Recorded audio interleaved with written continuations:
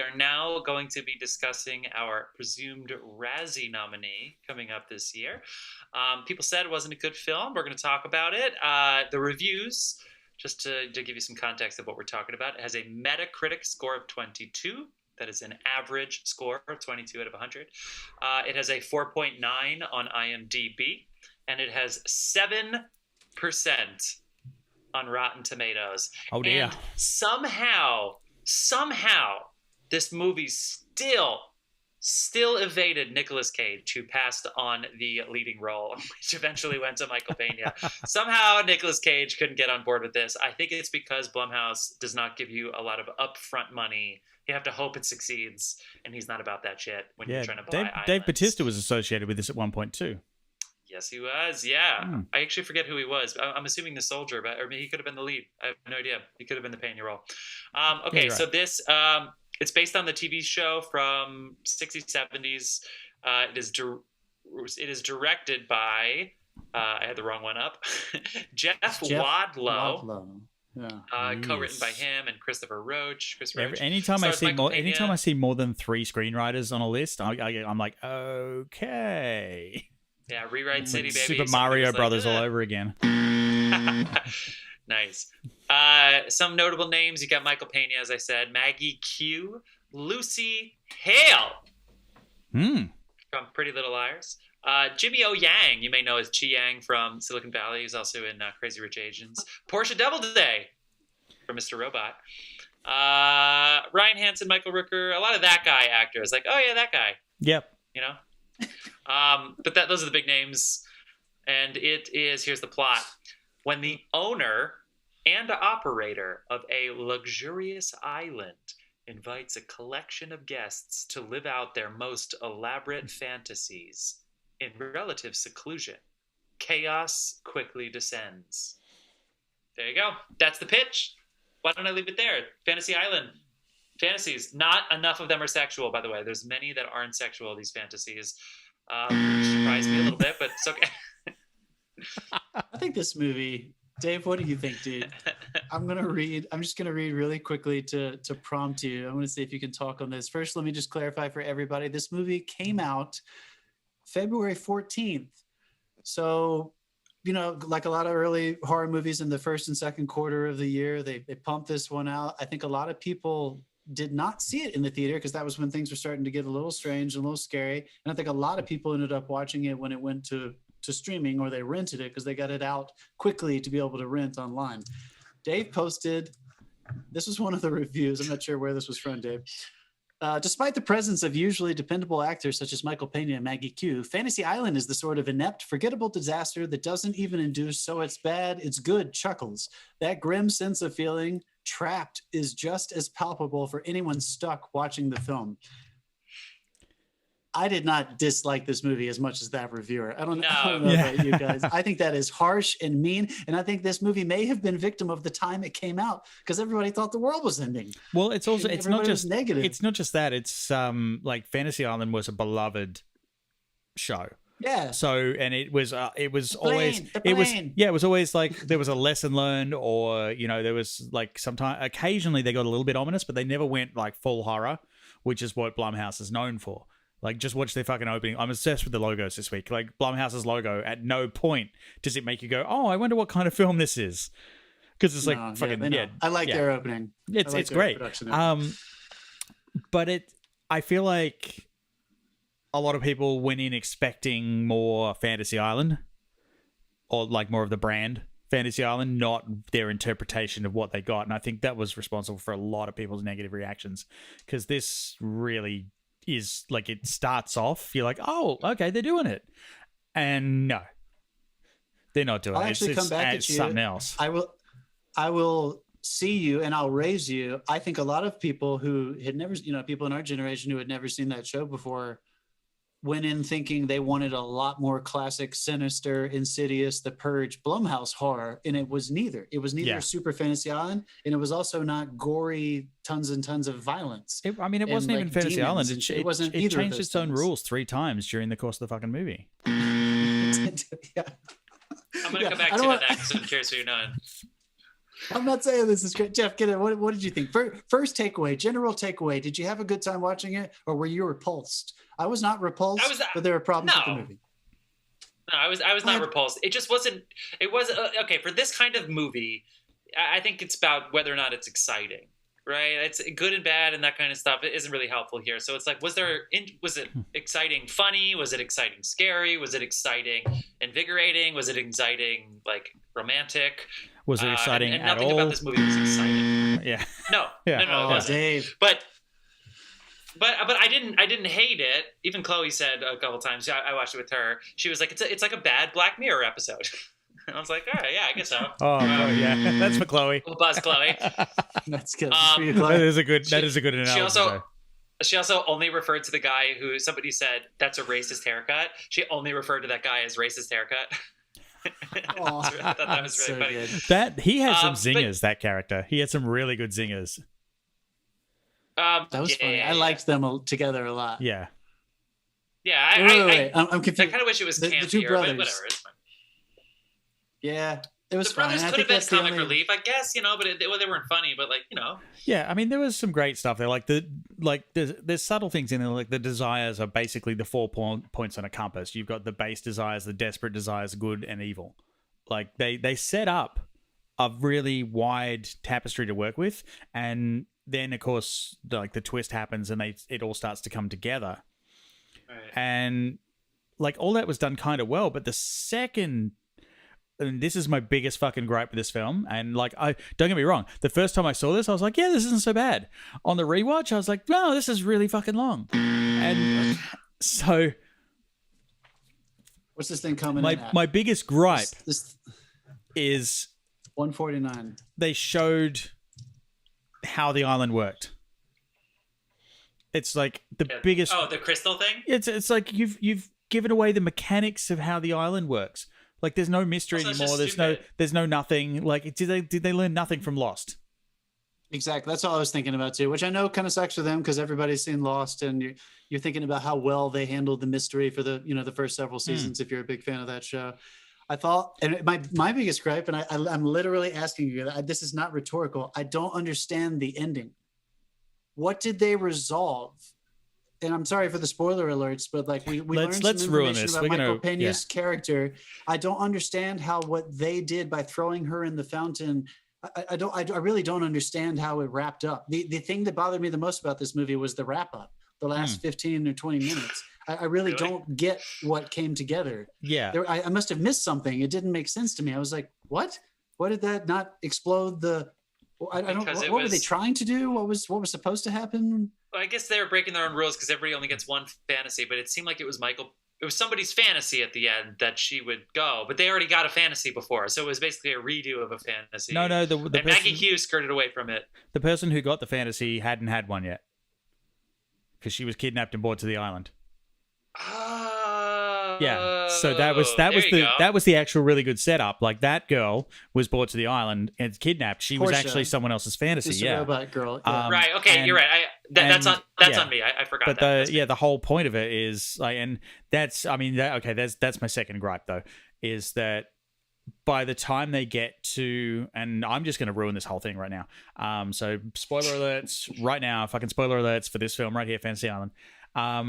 When they get to the big twist where like they advertise it in the trailers, it's like, this isn't our fantasy, this is someone else's fantasy, and then they reveal whose fantasy it is and why, and it's like, so the line straight after that where they're talking about, because she goes off in this tirade, like one of the characters is revealed as being the girlfriend of a guy that was killed years ago, and she goes off in this thing about we were going to be together and with that and everything else, and he walks away and he's like, they dated one time?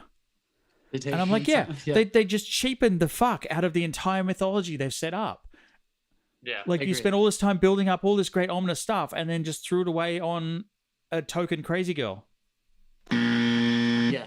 And the only way that's going to work is if you make the whole thing satirical leading up to that, so that we can laugh at the ridiculous of the hour and a half that we just watched getting to that point. But they didn't do that. I felt like they were trying to sincerely build that ominous tone.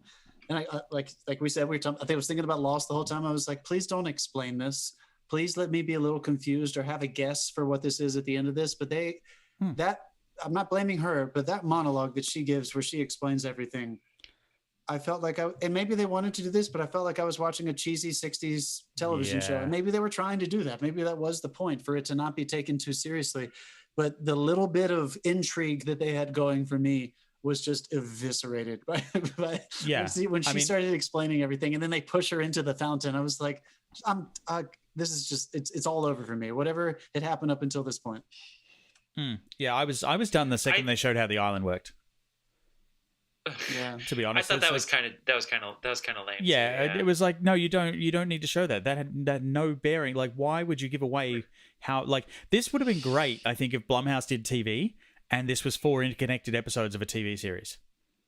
Minus you can kind of edit as you go with that kind of stuff, because then you do an episode or two, and then you can basically change your tone or pick your path for the next one. You know what I mean? Whereas this one, it's like they're printing it, and I think it's okay that it's confusing, and that some people's fantasies, the characters are they bleed, so I guess you could say they're real, but they're from a different time or maybe an alternate reality or something. And then some people's are just now. They kidnap people and throw them on the island to be a part of your fantasy. I was even okay with that. It just seemed a little random. It seemed a little clever. And it says on IMDb that it was inspired by Cabin in the Woods and Westworld. Now, I don't know where that came from, but I could have used more of the camp, or at least the self-awareness that Cabin in the Woods had. Not necessarily like I Know What You Did Last Summer like camp, but the awareness that it's horror, but we're laughing at it. It's horror, we're laughing at it. Or Westworld, which would just go full blown like this is a smart movie. But nothing on this page made this a smart movie, and so they should have. I guess they should have gone camp or something. They should have given us something. Yeah, I mean, there are some little gems hidden in there and amongst it. Like, there's a couple of great scenes where they subvert your expectations. When they're sitting by the pool and they call the model over, and she sits down and then proceeds to analyze their life, and like gives them like she's telling them like, shouldn't you be like, maybe you should move out, and stuff like that. And it's totally the opposite of what you would normally expect a writer to do with their character, because they usually make the model the dumb one. And because writers are unimaginative, but then there's like the scene. Yeah, get out of here! Writers are heroes. Get out of here. Not when they write women like that. Oh god! And the scene where you're shown the repercussions of sending the video, like you're in the revenge thing, and you're indulging in the little bit of the revenge fantasy that she has, and then she sends the video, and it's all funny, but then it cuts to the guy receiving the video. And it's like, oh, that's uncomfortable. I don't like that anymore. And that's exactly the reaction you're supposed to have. But like, there's little bits of clever writing in there, and I'm pretty sure that was one of the 3 writers listed that contributed. I like that one the best. Lucy Hale and Porsche's. That was my favorite one, I think. It also sounded to me like this is just a perfect example of how important, and this is completely up to directors and editors, they establish tone. Like, hopefully you're going to be directing actors and they're going to be on board with you, and they're going to get in stylistically, they're going to be there. But the tone of this was just so confusing to me that basically what Jeff said is totally correct. I was prepared to have slightly different tones for each of the fantasies and stuff, but when it came together, I'm not sure. This is the least critical I could be. I'm not sure what tone was supposed to be established once they all realized they were in someone else's fantasy. I don't know if it was detective, mystery, we figured it out. I don't know if it was still supposed to be horror. I don't know if everything was thrown out the window and we were just supposed to be confused. That got me. And because of that, I think that final, scene where they all finally learn everything and we learn everything, which is a big boo-boo in a horror movie. You should never give away the whole thing. I'm not sure if any of those actors were in the same movie in that scene, and that scene lasted quite a long time. And I'm not blaming the actors. I'm just not sure what was happening on stage there. If you throw it back to like one of the best horror movies ever made, Neon Maniacs, no one has any idea why any of that's fucking happening, and it's brilliant. Neon Maniacs, yeah. It's on YouTube. Also, it's on YouTube. Find it. But the thing that Dave said though about how, there are good pieces leading up to it. I was sitting there consciously thinking that. I was like, so far, not so bad. I was enjoying some moments. I was laughing some. I was cringing a little bit. I was like, okay, I'm not, it's not a drama, so I'm not super emotionally invested, but I'm caring a little bit more about Maggie Q's character than I am about the others emotionally. I feel like I was totally in line with what they were wanting me to feel. And then the way so many bad mystery horror writers in any medium, really, they got to that ending and they decided to try to justify things that created the most fun, which was the mystery of what was happening technically with the island, which is obviously that's the biggest one. But also, if you're going to try to handle whose fantasy this is, there's a way to do that by using the language of cinema to show us and not literally tell us in a giant page-long monologue. And I feel like it just got lazy. I feel like they were having a lot more fun up until that point, like filmmaking was. Everybody involved seemed to be having a really good time until that scene. And then they were like, I guess we got to explain everything. And then the fun stopped. Yeah, it sucked the life out of it, like at that point. And then it's almost like they got up to, and then there's a really big twist. Fuck, what do we do now? And it just like and again, like the big premise is that they're playing out someone else's fantasy, as it turns out. But when they finally get to that reveal, it's just so pathetic and cheap. Mm-hmm. And it's never good when the aha. I've seen this on stage a lot. When that aha moment happens, and you're like, oh. Yeah. They're obviously that when they wrote it, or even when they started making it, they were hoping you would go, or something, like have you hooked in some way. But if you're sitting there and you're like, It's also, I mean, the thing is that you said that on stage. It does hinge on that, because like the first time I watched it, I was like, oh, okay. And then the second time I watched it, I was like, there's nothing here for me. There is nothing else propping this movie up except for that twist. I love a twist, like when a twist is pulled off well, you fucking love it. So again, when I was sitting there frustrated, I was like, why do some twists work and some don't? And I think one symptom of a bad twist in a movie is when it comes down to an explanation. We don't ever really mind it when, villains in superhero movies explain everything because we know it's part of the genre. But whenever, like Dave said, Jesus, I've got a big burp in my chest. Whenever there's a big ominous tone and mystery that's built up, when Bruce Willis was dead at the end of The Sixth Sense, I jizzed in my pants, right? At the end of that movie, you show it, right? They didn't say anything. That's a Lonely Island video. They didn't say it. Why is that twist so good? There's not a word spoken in that sequence. He doesn't say a fucking word, and no one else does. So up until that point, M. Night follows his same rules. He shows you certain angles, literally in the filmmaking, and bits of information that Bruce has, so that by the time you get there, he doesn't have to explain shit with dialogue. This movie literally got to their explanation, and they were like, well, we haven't done a good enough job leading up to this, so we're going to have to just explain it with dialogue. We're going to break the rules of cinema, and we're going to break the rules of the island. I'm surprised you didn't pull out a fucking Back to the Future whiteboard, to be honest. Yeah. Again, I got a little worked up. I didn't hate this movie. Hate is not even the right movie. I don't think it deserves that IMDb score. I don't know if I think it deserves that Metacritic score. I don't know. I can tell you now. On the, that's probably pretty close. On the rewatch, I have to disagree. It does. It deserves it. Okay. Maybe if I watch it twice. 7% on Rotten Tomatoes is low, but my brother hates Rotten Tomatoes because it's like, come on, it's good or bad. Nobody should give this a good review. I have two, but it's not a 7. I have 2 points here. Okay, so when they're in the revenge fantasy and Dr. whatever his name, what's the name of the doctor that she had, the therapist she has? Dr. Torture. Dr. Torture, yeah. He's got it there, and she fires fires the little electricity thing and zaps him, and then she dumps a bucket of water and she fires it again and it zaps and electrocutes him, and the other girl's fine that he's touching. That's not how electricity works. Yeah. Yeah, I know. Not to be that guy, but I know what you mean, dude. If we're gonna have it was in real life. Like there's bending the rules, and then there's just taking. Like altering fucking physics and expecting people to come with you. No. Also, she's really good at memorizing what those buttons do. I never know what anything does. I don't even know how to type. And she's like, oh, that's an inside joke if you've seen the movie, I guess. I hit the wrong buttons on this show all the time. Yeah, exactly. But yeah, the other one, Lucy Hale in this film. The other question I have to ask you though while I open this beer because I just went through one. Do you think that Michael Rooker knew how bad his dialogue was and just did his best? Because some of that dialogue is... I would say he thought it was clever. That's what I would say. Yeah, that's what I would guess. I don't know. It's just like some of that dialogue is just cliched and trite. I think...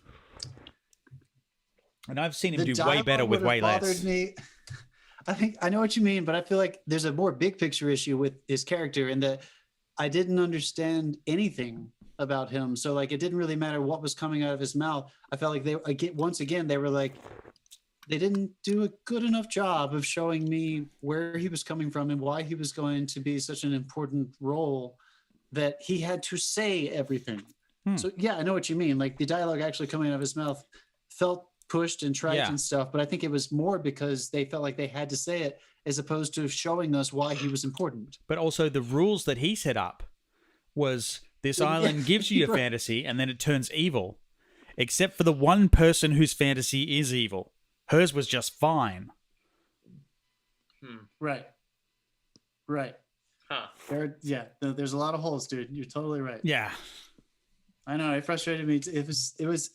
Whenever you're going to deal with like a puzzle movie, you know, you gotta make everything fit. Even with the show, we've mentioned Lost, even with a show like Lost, where I think a lot of people were like, well, they didn't answer every question. They did a good enough job, in my opinion, tonally to reinforce the fact that questions can't be answered on this island. That's kind of the point. This was not that. Right. This was not that. So they didn't play by their own rules, which was frustrating. And that's the biggest trap to fall into is for writing. Like if you set up the rules of your world and then break those rules, it's like that's my beef with Superman Returns. They set up their rules and then they broke their rules for a big climactic ending. Yeah. Do you think they're going to make another one of these? Because this definitely has a wink. Tattoo is here, and now we're gonna. I feel like that was a throwaway. Now we've got the whole Fantasy Island. I feel like that was a throwaway for the fans of the original show, which doesn't make sense because the fans of the original show would have fucking hated this. They probably wouldn't have seen it. Yeah. I don't know. I think, is there a way, we've kind of been bashing this, is there a way to redeem this? Like, did they do anything really well that we want to talk about? Or the first half of the movie is great. They shot the plane down really well. Yeah, the first half of the movie is great. This was a mixed format one, by the way, from a shooting perspective. You might recognize the name here. They shot it on the Alexa Mini. So fucking everything is shooting on Alexa these days. And they shot on the Blackmagic Pocket Cinema 4K. Hey, as well. That. A lot of the action scenes were shot on Blackmagic Pocket Cinema because you can get like right in there. And it doesn't matter if you wreck that one because it's only like $3,500 or $4,000 or whatever. So, yeah. Not 128. Yes. Well, actually, the Alexa Mini is only 45. Yeah, I had fun. That's as much as I'll say. I had fun for the first hour 20. I wasn't judging it too hard, even when they broke the rules. So, if you don't mind having kind of a not super cathartic, well-rounded, tie up, then I think you'll still have fun watching this movie. I'm not going to say never watch it, but yeah, it's on Stars. It's on Stars. Bear in mind, the Stars transfer is terrible too. At first, I thought like they either fucked up the cinematography or the color. Then I looked up the cinematographer, and he's got a list of credits like longer than I am tall. And I was like, no, it's not him. He did fine. And the colorist has all these items. I'm pretty sure it was just the Stars transfer that like made things overexposed here and there. I'm not a fan of what Stars does to their movies. Yeah, pick your act up, Stars. They also introduced the Stars logo at the worst times in movies. Have you noticed that? Oh, yeah. It always flashes up the stars like right at the climactic moment at the end, and then Stars. And is that like is that like a leftover algorithm? Because nobody else puts their logo on shit. It's weird. Is that for like when it's on TV and then it doesn't matter. It doesn't matter. All right, people. Fantastic first movie